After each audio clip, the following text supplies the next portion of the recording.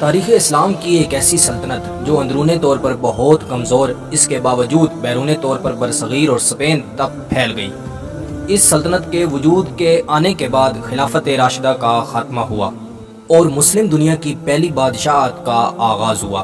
اسی سلطنت کے ایک حکمران نے مکہ کا محاصرہ کیا، جس میں ہزاروں مسلمانوں کا قتل عام کیا گیا، اور یہ بھی کہا جاتا ہے کہ اس سلطنت کے وجود کے آنے کے بعد مسلمان شیعہ سنی دو گروہوں میں بٹ گئے۔ آج ہم بنو امیہ کو ڈسکس کرنے لگے ہیں۔ خاندان قریش کے کس فرد سے چلتے ہیں اور ان لوگوں کا بنو ہاشم اور ہمارے پیارے پیغمبر علیہ الصلوۃ والسلام سے کیا رشتہ تھا؟ اسلام لانے کے بعد ان لوگوں کا مسلمانوں سے کیا رویہ تھا اور یہ لوگ اسلام کب لائے؟ دوستو، میں ہوں حمزہ حسن اور آپ دیکھ رہے ہیں ہسٹری ود حمزہ۔ بنو امیہ کے شجر نسب کو جاننے کے لیے ہمیں سب سے پہلے عبد مناف پہ آنا پڑے گا، جو 5ویں صدی عیسوی میں مکہ میں زندگی گزار رہے تھے۔ عبد مناف کے 5 بیٹوں میں سے 2 جڑواں تھے، جن کا نام عبد الشمس اور ہاشم تھا۔ روایات میں آتا ہے کہ دونوں بھائی بچپن میں جڑے ہوئے تھے اور ان کے والد نے تلوار سے الگ کیا۔ یہاں ایک بات واضح کر دی جائے کہ بنو ہاشم کے جد امجد ہاشم اور بنو امیہ کے جد امجد عبد الشمس تھے، اور آپ لوگوں کو یہ جان کر حیرانی ہوگی کہ ان دونوں بھائیوں کے درمیان دشمنی رہ چکی ہے، اور عبد الشمس کے بیٹے امیہ تھے جو اپنے چاچا ہاشم سے دشمنی کرنے سے قاصر رہا، اور یہاں سے اموی خاندان کے لوگ عسکری قیادت پر فائز ہوئے۔ نبی علیہ الصلوۃ والسلام کے دور میں بھی اسلام کے خلاف رہے، جن میں امیہ کا پوتا ابو سفیان ہر معاذ پر نبی علیہ الصلوۃ والسلام کے اگینسٹ رہا۔ لیکن یہاں ایک بات واضح کرنا چاہوں گا کہ ابو سفیان نے غزوہ بدر نہ کرنے کا مشورہ دیا تھا۔ امیہ کے بیٹے حرب تھے اور حرب کے بیٹے ابو سفیان تھے۔ سن 630 عیسوی میں مسلمانوں کے ہاتھوں مکہ فتح ہوا، جس کے نتیجے میں بنو امیہ کے بہت سے لوگوں نے اسلام قبول کیا، جن میں ابو سفیان اور ان کے 2 بیٹے معاویہ بن سفیان اور یزید بن سفیان بھی شامل تھے۔ فتح مکہ کے بعد لگ رہا تھا کہ اسلام کے بعد حالات اب بہتر ہو جائیں گے، چنانچہ نبی علیہ الصلوۃ والسلام کی زندگی میں ہی ابو سفیان کو یمن اور طائف میں اہم عہدے دیے گئے۔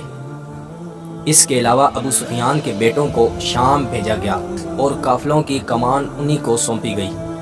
اب آگے کیا ہوا کہ 656 عیسوی میں اسلام کے تیسرے خلیفہ حضرت عثمان بن عفان رضی اللہ تعالیٰ عنہ شہید ہوئے، جس کے بعد اسلام کا پہلا فتنہ شروع ہوا اور مسلمان خانہ جنگی کا شکار ہو گئے، جس کے بعد حضرت علی رضی اللہ تعالیٰ عنہ اور حضرت امیر معاویہ رضی اللہ تعالیٰ عنہ کے درمیان جنگوں کا ایک سلسلہ شروع ہوا۔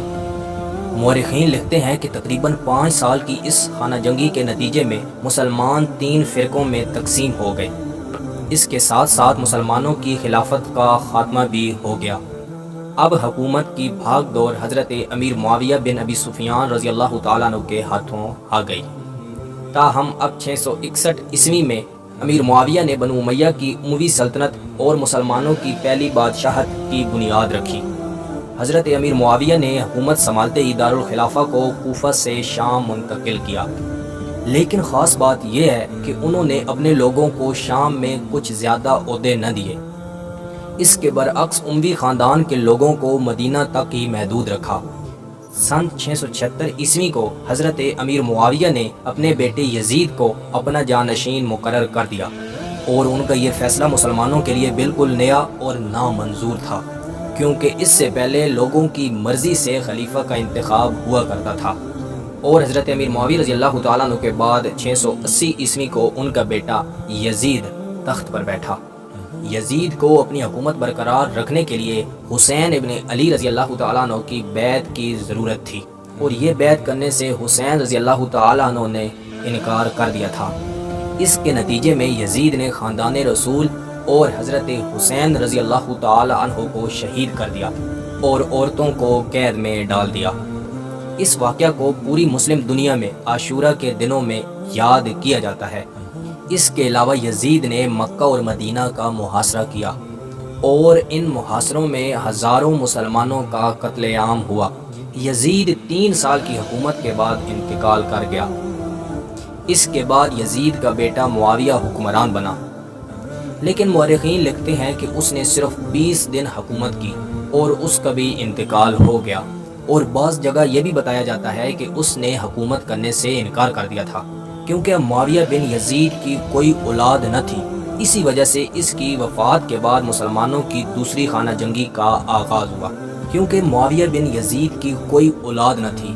اسی وجہ سے اس کی وفات کے بعد مسلمانوں کی دوسری خانہ جنگی کا آغاز ہوا، اور جس کے نتیجے میں بنو امیہ کی دوسری شاخ میں حکومت منتقل ہو گئی۔ حضرت امیر معاویہ کے چچا زاد بھائی مروان بن حکم بن ابو العاص نے اس خانہ جنگی کا خاتمہ کیا اور تخت پر بیٹھا۔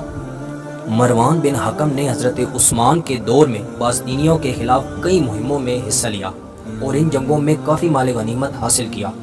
یہی وجہ تھی کہ ان کا شمار امیر ترین لوگوں میں ہونے لگا۔ اس کے علاوہ مروان بن حکم حضرت عثمان رضی اللہ تعالیٰ عنہ کے سیکٹری کے طور پر بھی کام کرنے لگے۔ مروان کے بعد ان کے بیٹے عبد المالک آئے، جن کو بنو امیہ کا حقیقی بانی تصور کیا جاتا ہے، کیونکہ اس نے سلطنت کے حصوں میں بہت سی تبدیلیاں کی۔ اس کے علاوہ پہلی مرتبہ مسجد اقصیٰ کا گنبد بھی تعمیر کروایا گیا، جو آج بھی ہمیں اسی شکل میں نظر آتا ہے، اور اس نے ہی پہلی مرتبہ حجاج بن یوسف کو مکہ پر چڑھائی کا حکم دیا تھا، جو کہ ابن زبیر رضی اللہ تعالیٰ عنہ کے قبضہ میں جا چکا تھا۔ حجاج کی فوجوں نے مکہ پر پتھروں کی چڑھائی کی اور اس حملے میں خانہ کعبہ پر بھی حملہ ہوا۔ چنانچہ 7 مہینوں کے محاصرے کے بعد ابن زبیر رضی اللہ تعالیٰ عنہ شہید ہو گئے۔ حجاج بن یوسف کا تعلق بنو ثقیف سے تھا، جو عرب میں طائف کے علاقے میں بستے تھے۔ اس فتح کی خوشخبری میں عبد المالک نے حجاج بن یوسف کو مکہ کی گورنرشپ دے دی۔ سن 705 عیسوی میں عبد المالک وفات پا گئے اور ان کے بعد ان کا بڑا بیٹا ولید تخت پر بیٹھا اور یہ اموی سلطنت کا چھٹا حکمران بنا۔ اس نے حکومت سنبھالتے ہی فتوحات کا ایک نیا سلسلہ شروع کیا۔ اس کی فوجیں اسپین تک پہنچ گئی۔ اس کے علاوہ حجاج بن یوسف نے اپنے بھتیجے محمد بن قاسم کو صرف 17 سال کی عمر میں برصغیر میں بھیجا، جس کے نتیجے میں موجودہ پاکستان سندھ کے علاقے کو فتح کر لیا۔ لیکن 715 عیسوی میں ولید کے مرنے کے بعد اس کے بھائی سلمان نے تخت سنبھالا اور اپنے باپ دادا کے لگائے ہوئے تمام گورنرز کو برطرف کر دیا، اور جس کے نتیجے میں محمد بن قاسم کو قتل بھی کروایا گیا۔ یہاں سے اموی حکومت کی فتوحات رک گئی۔ لیکن سلمان نے اپنے آخری وقت میں ایک ایسا فیصلہ کیا جس نے سب کو حیران کر دیا۔ اس نے اپنے بھائی اور بھتیجوں کی بجائے اپنے کزن عمر بن عبد العزیز کو اگلا حکمران منتخب کر دیا، جو کہ اس وقت مدینہ کے گورنر تھے۔ حضرت عمر بن عبد العزیز حضرت عمر فاروق رضی اللہ تعالیٰ عنہ کی پوتی لیلہ کے بیٹے تھے، اس لیے عمر بن عبد العزیز کو عمر ثانی یا عمر 2 بھی کہا جاتا ہے۔ یہ اموی سلطنت کے 8ویں حکمران تھے اور انہیں باقی تمام مسلمانوں کے برعکس مسلمانوں کا چھٹا خلیفہ بھی مانا جاتا ہے۔ بہت سی اصلاحات کی اور کرپشن کو ختم کرنے کے لیے بہت سخت اقدامات کیے۔ انہیں اموی حکمرانوں میں سب سے زیادہ متقی سمجھا جاتا ہے۔ ان کے ارد گرد بہت سے علماء کرام موجود تھے۔ انہوں نے تاریخ میں پہلی بار حضرت محمد صلی اللہ علیہ وسلم کی احادیث کو جمع کرنے کا حکم دیا۔ ان کو نہایت امن پسند حکمران سمجھا جاتا ہے۔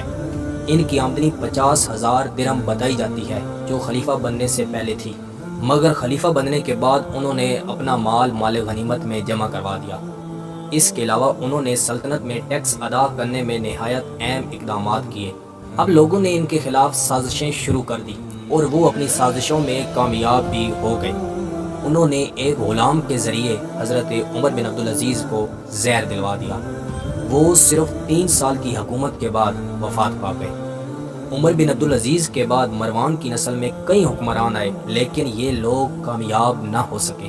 بنو امیہ کا آخری طاقتور حکمران ہشام عبد الملک تھا۔ سن 743 عیسوی میں اس کے انتقال کے بعد اگلے 1 سال میں 3 حکمران آئے۔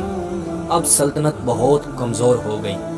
مروان ثانی کے دور میں خراسان میں بغاوتوں کا عروج ہوا، جس کے نتیجے میں سن 750 عیسوی میں بنو امیہ کا خاتمہ ہوا۔